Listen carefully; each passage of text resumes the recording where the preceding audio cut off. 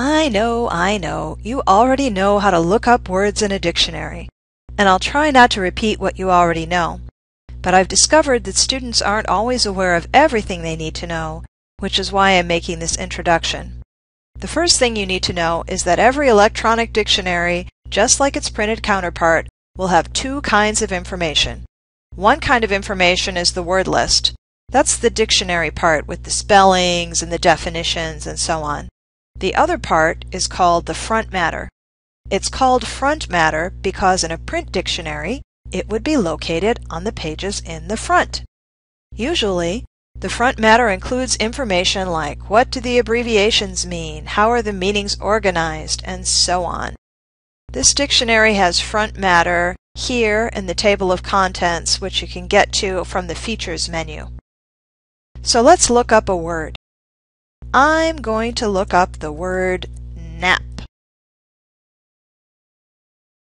Some key features here. The head word, that's what we call the main entry.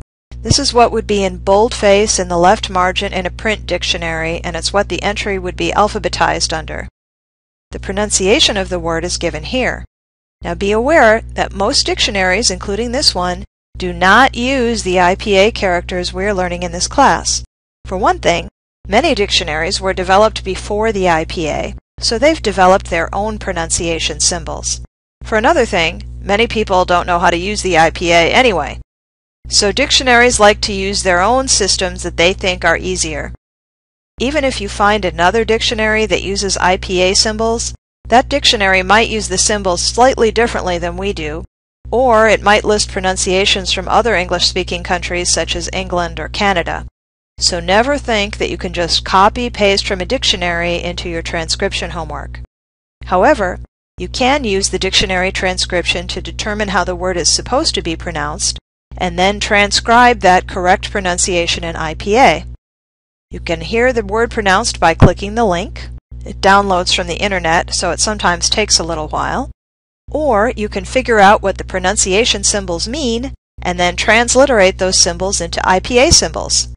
How do you figure out what the dictionary pronunciation symbols mean? Check the front matter. In the left toolbar, under Features, you can select the pronunciation key. Back to nap. You'll see that the dictionary has several entries for nap. They're labeled with this little superscript number. So we have nap 1, nap 2, nap 3, nap 4, and so on. Each of these entries are different words.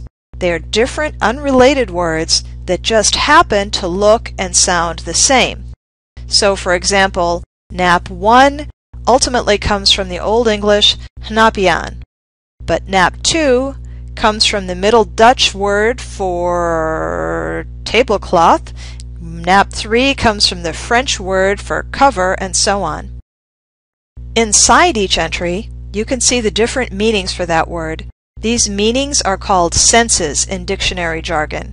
They're labeled and grouped according to their parts of speech. So here we have the noun sense, then we have two intransitive verb senses. How do you know what those abbreviations mean?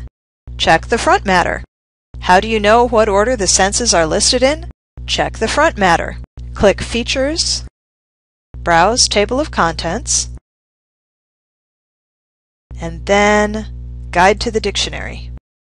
The etymology is listed in square brackets right after all the senses, and following that are any other versions of the word, idioms using the word, interesting facts about the word's history, and so on.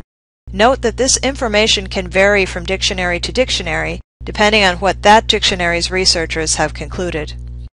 An entry may also have labels like slang. Different dictionaries use different labels, and the label meanings can be nuanced. For example, what's the difference between obsolete and archaic? Or between non-standard and slang? How do you find out? Check the front matter. This dictionary also lets you do wildcard searches. You can find out how to do those searches in the Help section. Choose Help, Contents, and Index. Happy dictionarying!